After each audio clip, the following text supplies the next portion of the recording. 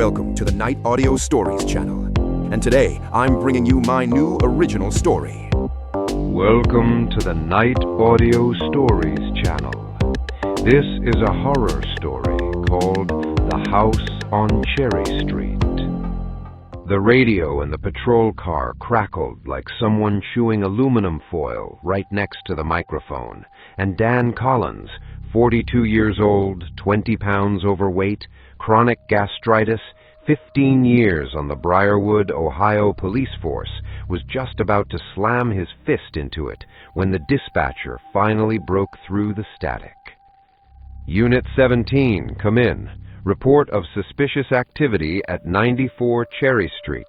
Neighbors say they saw lights in the windows. House has been vacant for 3 years. Go check it out. Collins sighed and looked at his partner. Tyler Warren, 26 years old, broad-shouldered, with that confidence in his eyes that hadn't yet been ground down by reality, was already reaching for the radio. Copy that, dispatch. En route. Cherry Street, Collins said, turning the key. That the old Harlow place? Which Harlow? Before your time. Harlow family, parents and 3 kids, 18 years ago. The father saw something in that house, or so he said. Then he killed his wife, the 2 older kids, and locked the youngest, Sarah, she was 6, in the basement. Hanged himself in the attic. They found the girl a week later. She was still breathing. Warren was quiet for a moment. What happened to her? I don't know. After that, some investors from Cleveland bought the place, planned to tear it down, put up townhouses. Something fell through. They went bankrupt. House just sits there. Cherry Street was quiet in the way only small American towns are quiet in late autumn. Dead, hollow, with no hint that anything alive existed anywhere in the world. The leaves were long gone. The trees stood as bare black skeletons under pale moonlight. Most of the houses on the block looked neat and tended, typical suburban America, plastic Santas already appearing on front lawns as November wound down. But 94 Cherry Street stood apart from all of that, apart from the normal world. It was a 2-story Victorian, built sometime in the 1890s, with a porch that had rotted and listed hard to the left, with a turret at the corner of the 2nd floor where pigeons or bats had once nested, and something else lived now. The paint had peeled away entirely, exposing gray, almost black wood that looked like the house had died long ago, but couldn't quite manage to fall down. The 1st floor windows were boarded up, but through the gaps between the boards something leaked out that looked like light, dim, yellowish, pulsing. You see that? Warren said quietly. I see it. Collins killed the engine half a block away and sat looking at the house for a while. 15 years of police work had given him something he called his cop instinct, but it was something older and deeper than that, an animal reflex that screamed, "Don't go in there." That instinct was screaming now. Probably just squatters, found somewhere to ride out the cold. Probably. But neither of them moved for another full minute. The front door stood open, not broken, not kicked in, just open, as if the owner had stepped out for a newspaper. The door swayed slightly in the breeze, and every creak of its hinges sounded like a name being tried out by a stranger's mouth. Collins swept his flashlight beam across the entryway.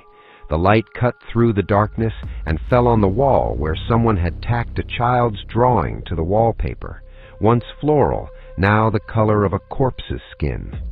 Crayon or charcoal on white paper, a house, a tree, 4 people, a family, and one figure standing apart, taller than the rest, faceless, arms extended. Old stuff, Collins said, and heard his voice come out too steady, too carefully steady. Inside, the air smelled of dust and rot, and something else, something sweet and nauseating that Collins couldn't name but had smelled before. Maybe the morgue, Maybe that basement 18 years ago when they'd found little Sarah Harlow. "Police!" Warren called out. "Anyone in here?" The echo came back wrong, not the way an echo returns in an empty house. It was too delayed, too soft, as if the words had fallen into something yielding and gotten stuck there. The entryway opened into a living room. Almost no furniture remained, only an upturned chair in the middle of the floor and a sofa against the wall leaking yellowed stuffing. On the mantel sat clocks, many clocks. Collins counted 7 before he lost track. All stopped, all reading 3:17. "Someone collected them," Collins said. "The Harlow family didn't. I read the file." Then someone came after them. They moved deeper into the house. The kitchen to the right, empty, with a rust-stained sink and a stove on which something had once burned and left a black mark shaped like a palm print. Collins stood in front of it longer than he should have. "Dan!" He turned. Warren stood in the doorway, looking up at the ceiling.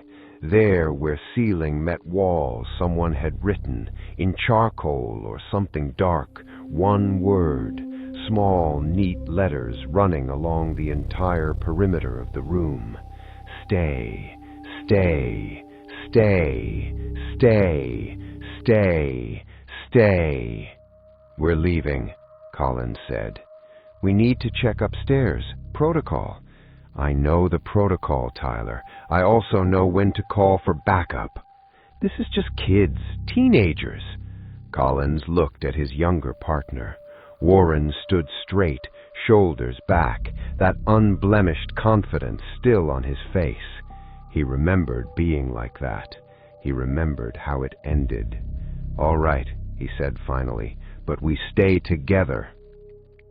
The staircase at the back of the entryway creaked under every step. Not just creaked, but produced an almost melodic sound, as if the wood were groaning in a particular rhythm. Collins counted the stairs. 13. He almost would have laughed, if not for that feeling in his gut. Not his gastritis, something worse, something cold and heavy settling below his stomach. The second floor held a hallway with 3 doors. The first 2 open, leading to empty bedrooms.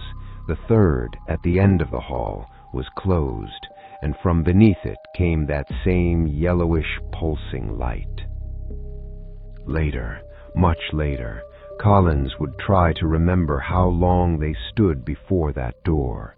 Maybe a minute, maybe 10. Time in that house misbehaved, stretching and contracting like a living thing. Warren reached for the handle. "Wait," Collins said. "You hear that?" From behind the door came a sound, quiet, monotonous, like a lullaby or a prayer, someone repeating something over and over in the same flat voice, a child's voice, a girl. Warren opened the door. The room had been a child's bedroom, that was clear, despite years of neglect. Star and butterfly stickers still left their shadows on the walls. Under the window stood a bed with a rusted metal frame, the mattress long rotted away, leaving only the springs reaching upward like the fingers of a hand clawing up from underground. In the middle of the room stood a girl. She looked about 8 or 9, long dark hair, a nightgown, white, too white for this place, impossibly clean. She stood with her back to them, staring out the window, repeating something under her breath. "Hey, sweetheart, it's okay. We're police officers." She didn't answer, didn't move. Collins put his hand on Warren's shoulder and squeezed, a warning. Something was wrong, something fundamentally, foundationally wrong, and he felt it in every nerve, every year of service, every old scar and badly healed broken bone. The girl wasn't standing quite right. Her feet, Collins didn't notice this right away, barely touched the floor, barely, an inch of air between the soles of her feet and the floorboards. "Tyler," he whispered, "back up." "What? There's a child there. We need to—" "Back up, now." But Warren had already taken a step forward, was already reaching out his hand, and the girl began to turn. Collins saw it from the corner of his eye and immediately looked away. Some instinct older than reason made him close his eyes and turn his head. He heard Warren draw a sharp breath, not a scream, something worse than a scream, something silent and total, like a punch to the solar plexus. Then silence. "Tyler!" Nothing. "Tyler, answer me!" Collins turned. Warren stood motionless, like a mannequin, eyes wide open, pupils blown to the edges, mouth slightly open. He was staring at the place where the girl had been. The girl was gone. "Tyler!" He grabbed his partner by the shoulders and shook him. Warren staggered, blinked, and for a moment something alive returned to his eyes. "Dan," he whispered.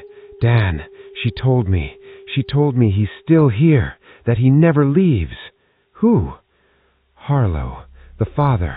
She said he brought them all back, the whole family, and that he's waiting for the next ones." Collins dragged Warren into the hallway. They should have left.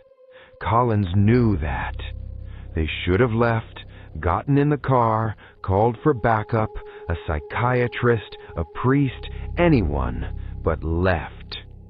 However, something in that house wouldn't let him do that, and later he would think long and hard about what that something was, and never find the right word for it. Not fear, not curiosity, something closer to attraction, like standing at the edge of a cliff and feeling it pull you down. Not evil, not good, just attraction, physics, a law of nature. The basement door was under the staircase. It was locked from the outside, a slid iron bolt, rusted but not broken. Collins looked at it for a long time. Locked from outside, meaning to keep something in. "Don't," Warren said. His voice didn't sound the same as before. Something had changed after that room. Some quality had left it. "I need to see." "Why?" Collins didn't answer. He didn't know why, but he remembered little Sarah Harlow, how they'd found her back then when he was still a rookie, how she was sitting in the corner of the basement, wrapped in her father's old jacket, staring off to the side, not reacting to voices, and only when he came right up and took her hand did she turn and look at him. Her eyes then were... He never found the exact word. Empty? No. Full. Overfull. Overfull of something that has no name in the human language. He slid back the bolt. The cold smell hit immediately. Not just basement damp, but something sharp and alive, like ozone after lightning, or what you feel when you walk into a room where something bad just happened. Collins swept his flashlight down. Wooden steps, dirt floor, stone walls covered in fine white mold that in the flashlight's beam looked almost beautiful, like winter frost. Then he saw them. The basement walls were covered in faces, dozens of faces, drawn not with paint and not with charcoal, with something dark brown that had dried in uneven crusts. Every face stared directly at you, regardless of where you stood. That was impossible, physically impossible, but Collins checked 3 times, moving around the basement, and each time every face was staring directly at him. Among the faces was one larger than the others, at the center of the far wall, a man's face, blank, expressionless, but with such concentration in the painted eyes that Collins felt the skin on the back of his neck tighten.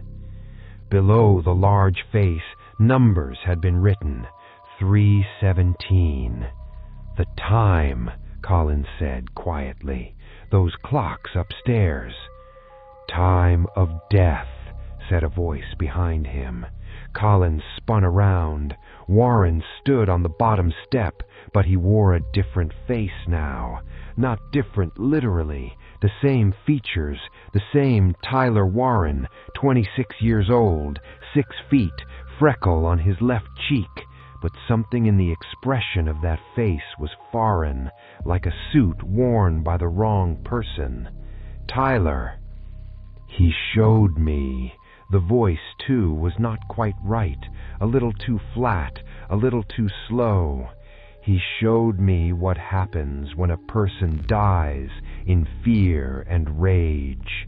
They don't move on, they stay, and they need others to stay with them." "Tyler, go outside," Collins said.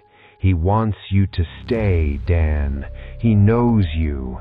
He remembers when you took the little girl away. He never forgave you for that." Collins put his hand on his holster, didn't draw, just placed his hand there. A stupid reflex. He understood the stupidity of it, but his hand found its familiar resting place on its own. "Go back to the car, now." The thing standing on the steps in Tyler Warren's body smiled. It was a wrong smile, too wide, taking up more space on the face than it should have. "He won't let you go, Dan.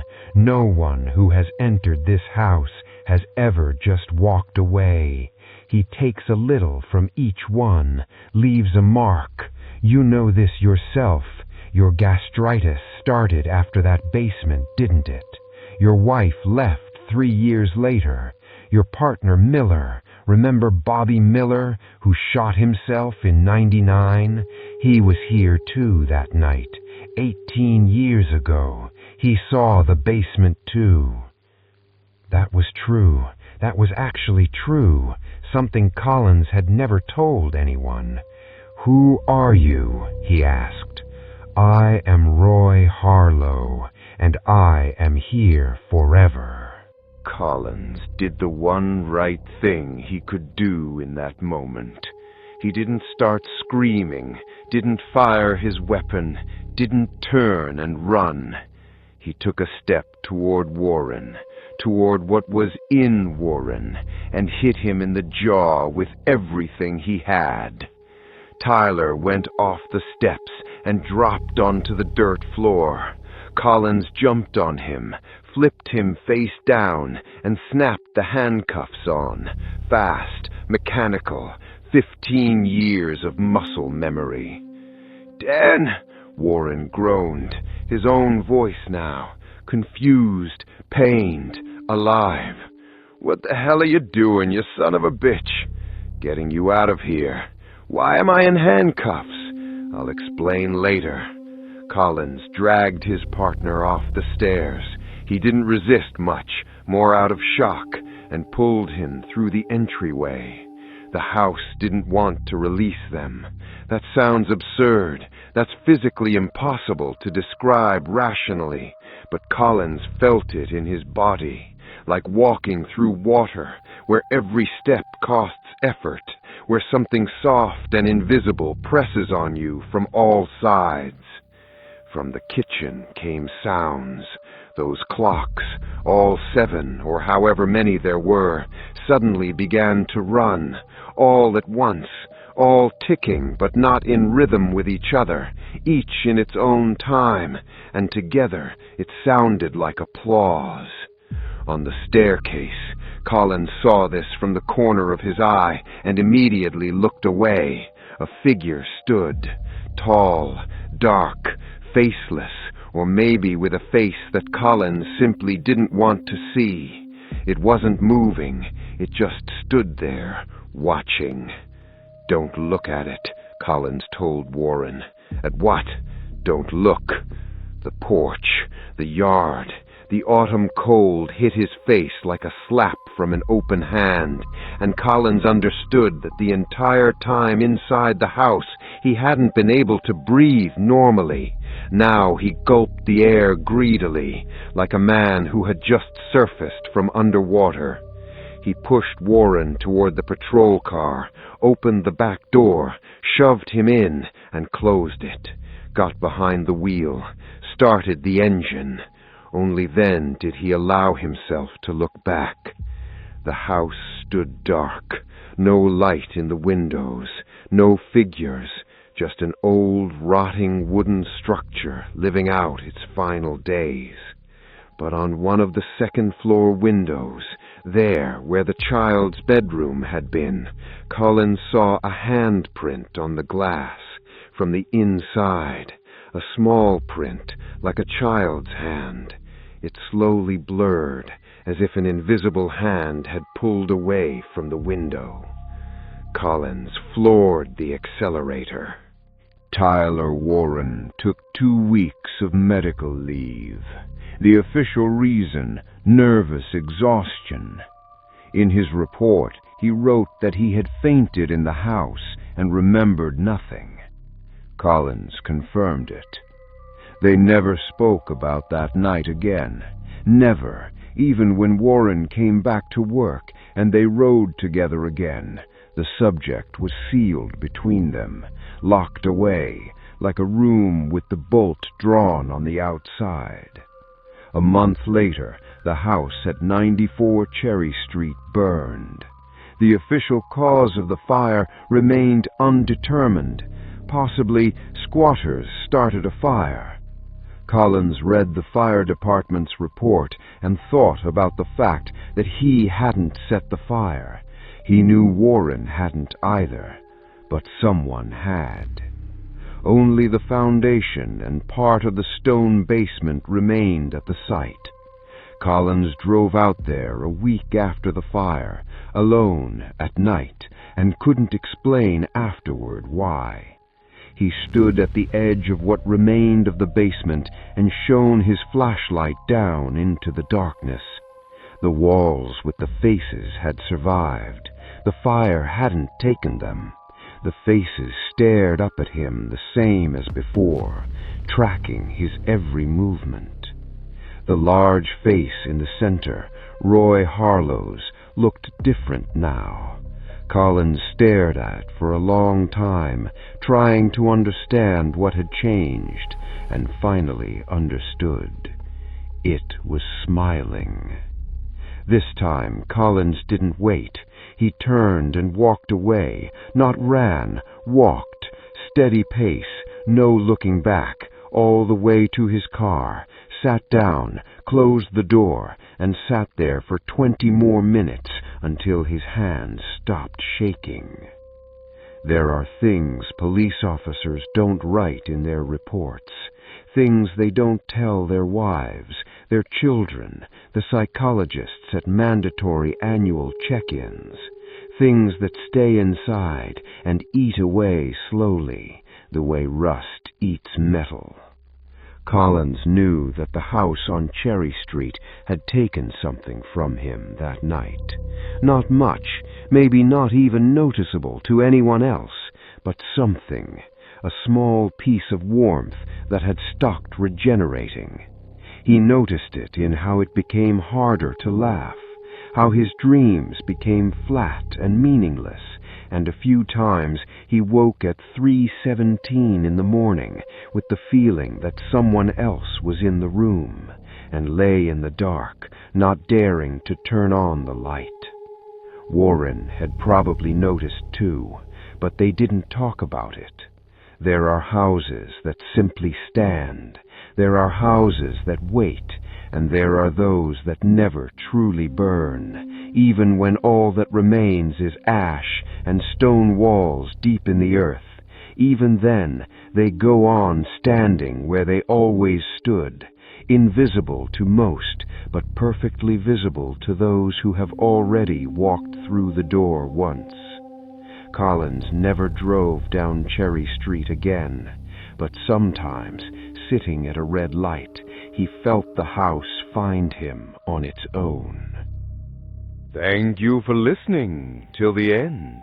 Don't forget to subscribe to the channel to hear more interesting stories.